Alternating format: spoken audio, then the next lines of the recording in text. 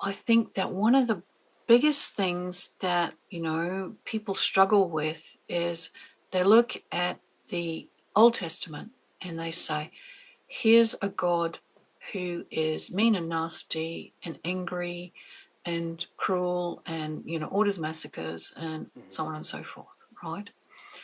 Now, there's a number of times that we look at that and you go, I've looked at things lately and gone, I have very grave doubts that God ordered some of the massacres that appear that it said he did, right?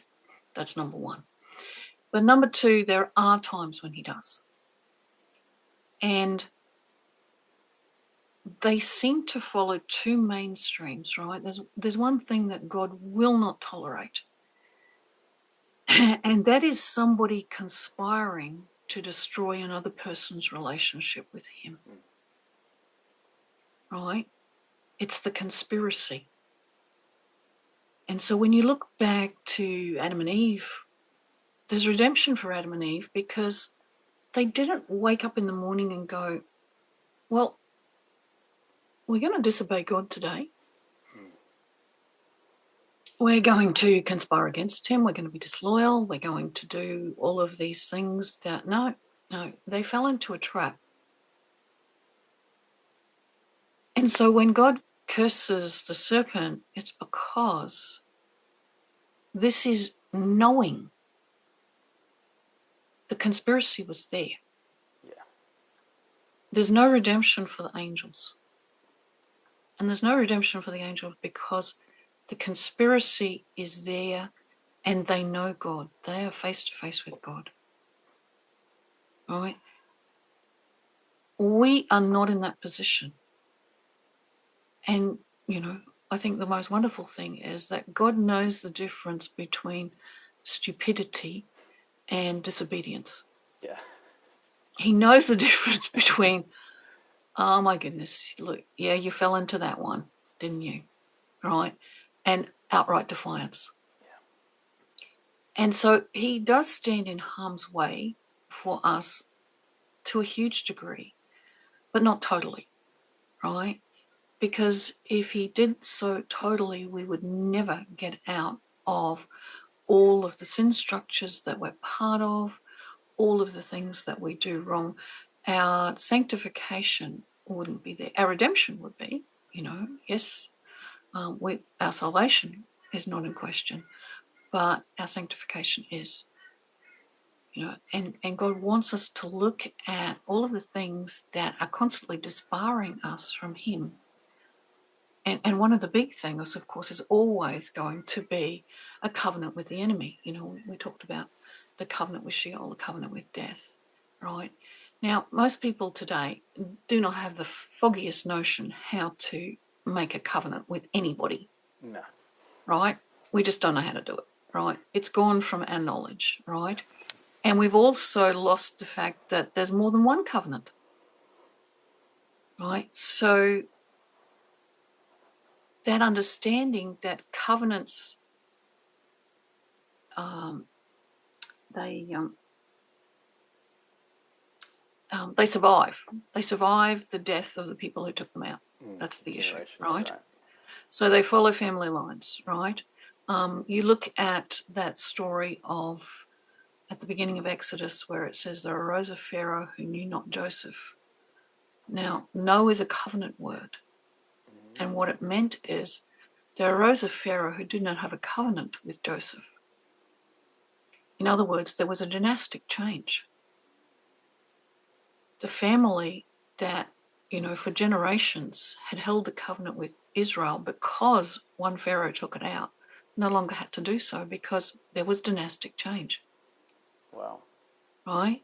And so we look at things like that and go, well, that doesn't affect us today because the cross of Jesus actually nullifies those covenants. And that's true. It does. But Jesus doesn't operate on default switches. He operates on relationship. Right. Right? You don't get this automatic, oh, let's switch that one off. let's switch that covenant off. We actually have to go to him and go, Lord, I think I've got a covenant with death. I need you to cancel it. I need you to annul it. And I always say to people, if you decide that you're going to go and ask Jesus to annul a covenant that the Lord has told you you've got, the very first thing you need to do is to ask him to forbid retaliation against you, because every covenant will have clauses for trying to get rid of it. Every one of them The fine will print. basically go, yeah, okay, you try to get rid of this, you're dead. Wow.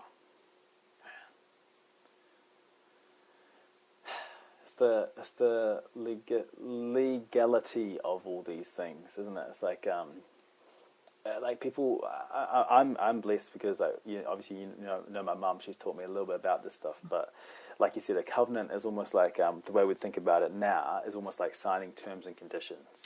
Exactly. Kind of. Yeah, Exactly. So it's like a legal we think about it as a very solemn contract instead of a covenant is actually about coming into unity with another person. It is about oneness with another person. Wow. Right? And so, here's the issue. If your family line has got a covenant with death, how can you fully come into covenant with Jesus as the way, the truth, and the life, or the resurrection and the life?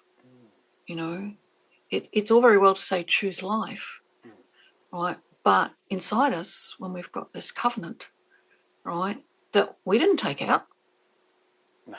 and in fact, we don't even know anything about, and even when we do know something about it, we usually interpret it as a death wish, which is exactly what it's not, right?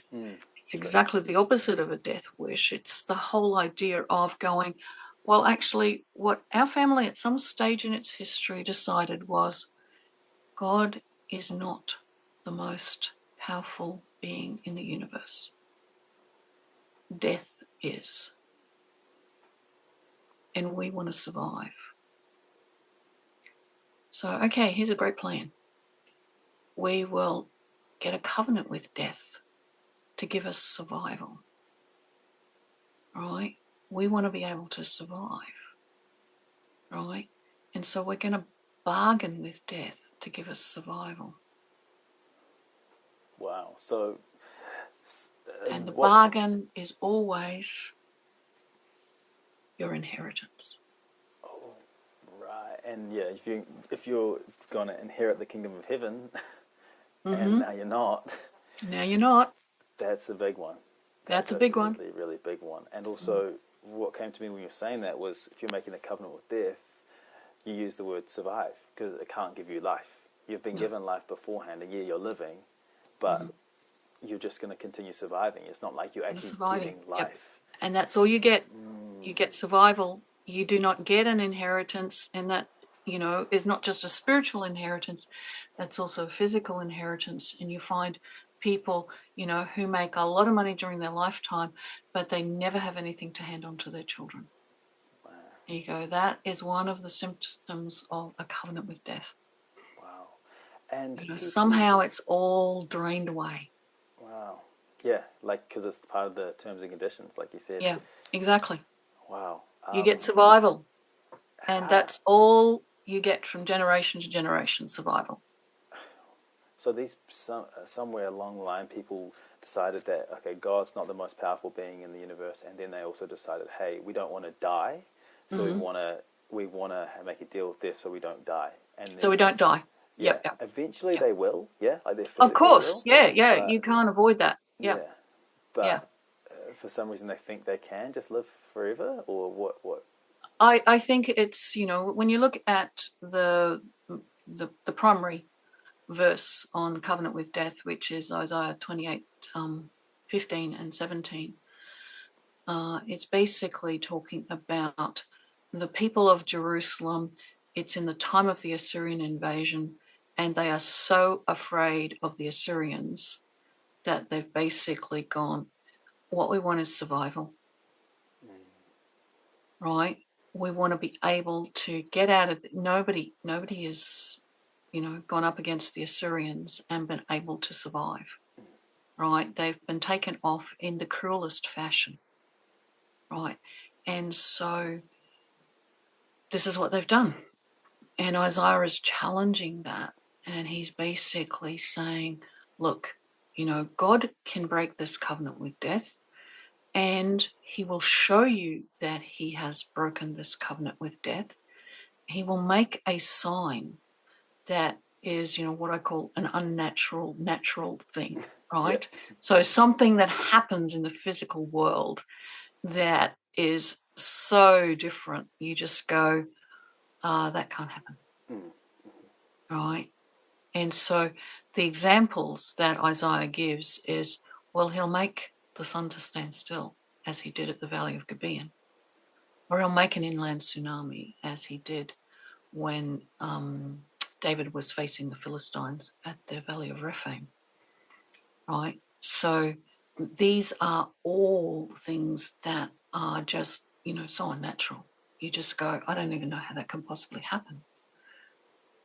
And so you come to the crucifixion, which is the ultimate breaking of the covenant with death, and you've got that unnatural, natural happening, right? Because you've got an eclipse that lasts for 3 hours. Yeah. And you go, it is impossible for that to happen at the Passover. Because at the Passover, the moon is on the wrong side of the earth to have a solar eclipse. Wow.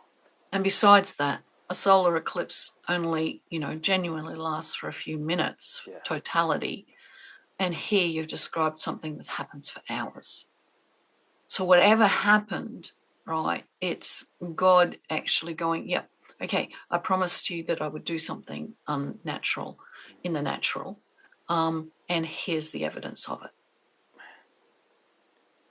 And back then, everyone would have had a much better understanding of the stars and the moon and everything, and they would have just been mind blown because they would have all Absolutely, instantly known because it's such an important thing. Oh, absolutely. Yeah. We know things about eclipses now, but we still use the terminology that the ancient Babylonians used for, the whole eclipse cycle and all the rest of it. So, that's how old our understanding goes back to. They knew and they could predict them, Yeah. right? Well, they have a better understanding than most people have now. Like, we have better technology and everything, but Yeah. I wouldn't be able to tell you that, hey, okay, the eclipse was meant to be on the other side of the Earth at that time, but they would all know that because they would have all been Exactly. waiting. Yeah.